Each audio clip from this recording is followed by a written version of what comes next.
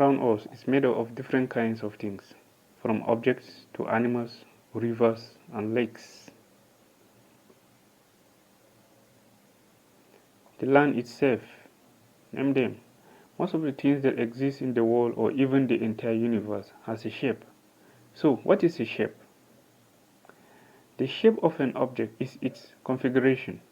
By configuration, we mean how the object is structured or how it looks like. In other words, its appearance. We talk of circular shapes, triangular, cylindrical, etc. So, the shape of an object usually refers to two things. One, the form of the object, as in regular or irregular shape, and then its orientation in space, 2D, 3D, 1D, etc. So that means the object exists in two forms, regular and irregular. A regular object has a definite shape. It can be circular or triangular. For example, an irregular object does not have a well-defined shape. In other words, it is shapeless. Both air and water are shapeless. In terms of their orientation in space, objects can be one-dimensional, two-dimensional, three-dimensional. 1D means one-dimensional, 2D means two-dimensional, 3D means three-dimensional. But what is dimension?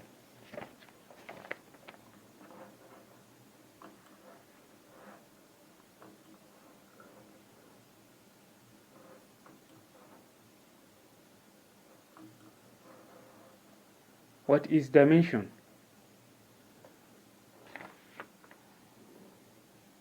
A dimension is simply the direction the shape has taken.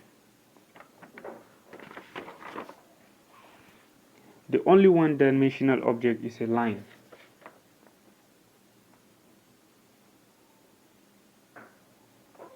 Something like this.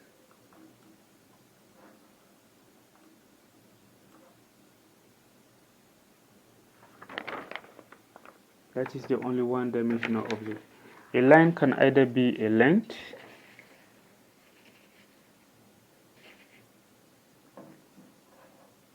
or a width.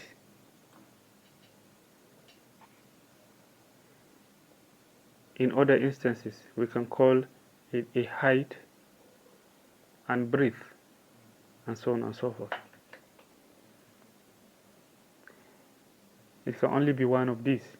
It cannot be all. An example of a two-dimensional shape is a square. Let me get rid of this.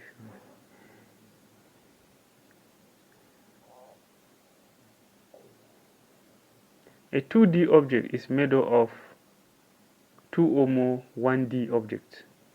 A square has four sides. This is it.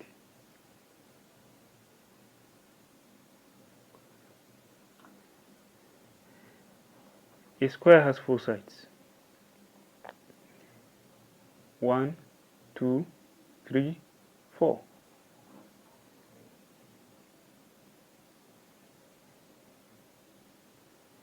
Each side is a one-dimensional shape.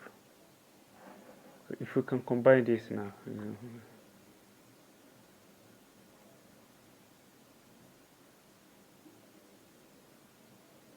That's rough.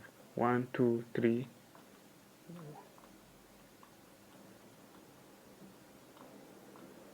4. A square has four sides and each side is a one-dimensional shape. This is the length or height, number 2 and number 4. 1 and 3 are the width.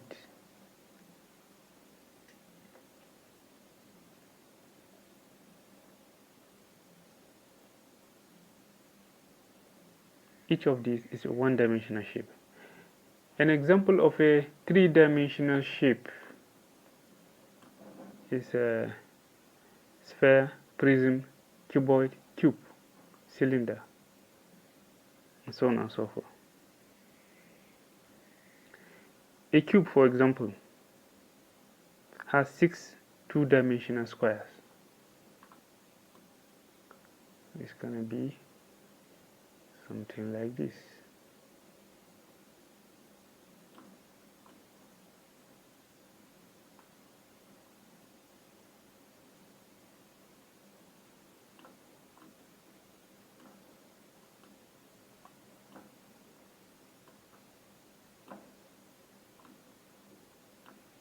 A cube.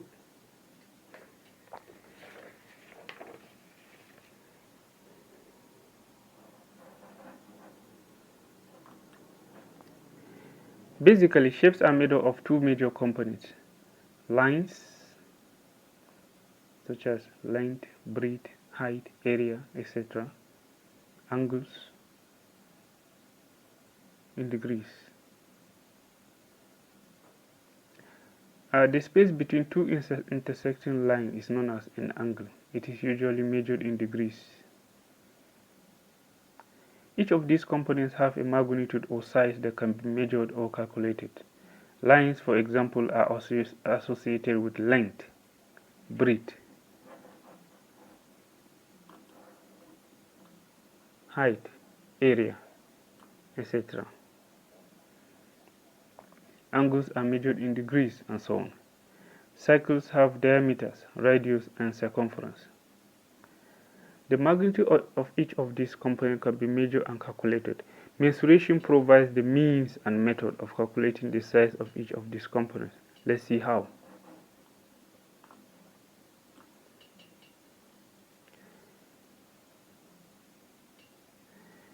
Mensuration is the branch of mathematics that deals with the measurement and calculation of the magnitude of lines in both 2- and 3-dimensional shapes. For accuracy and precision, measuring instruments are used. Meter rules, protractors, set squares are all examples of measuring instruments. For the purpose of approximations, calculations are used. Mensuration provides the formula for each geometric shape. Let's start with 2D.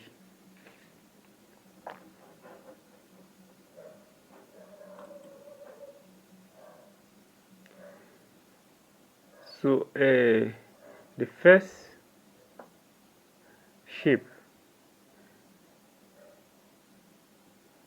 we begin with is a triangle. We already mentioned that some 2-dimensional shapes are triangles, squares, rectangles, and circles.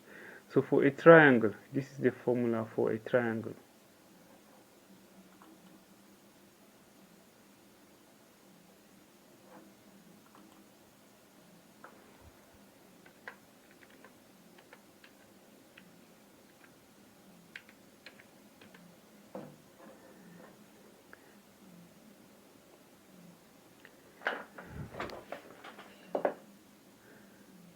The perimeter of a triangle is A plus B plus C. A triangle, it has 3 sides, just like this.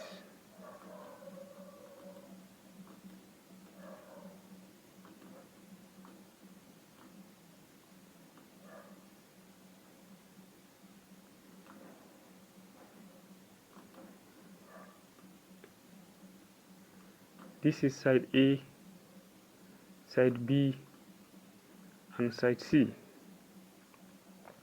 If this is a triangle, then the perimeter of this triangle should be A plus B plus C, the sum of all the 3 sides.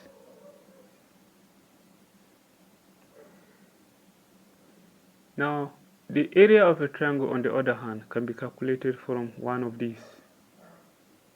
If all 3 sides are given, A, B, and C, we use Hero's formula. If only 2 sides are given, we use the second formula, half times A times B. If 2 sides and the included angle are given, the angle is the space between 2 lines. Let's say this is the angle, theta. Theta is used to represent angle. It's a Greek symbol. If 2 sides and the included angle are given, then we use the formula. Then the area of triangle can be calculated from half times A times B times sine theta. More on sine theta later.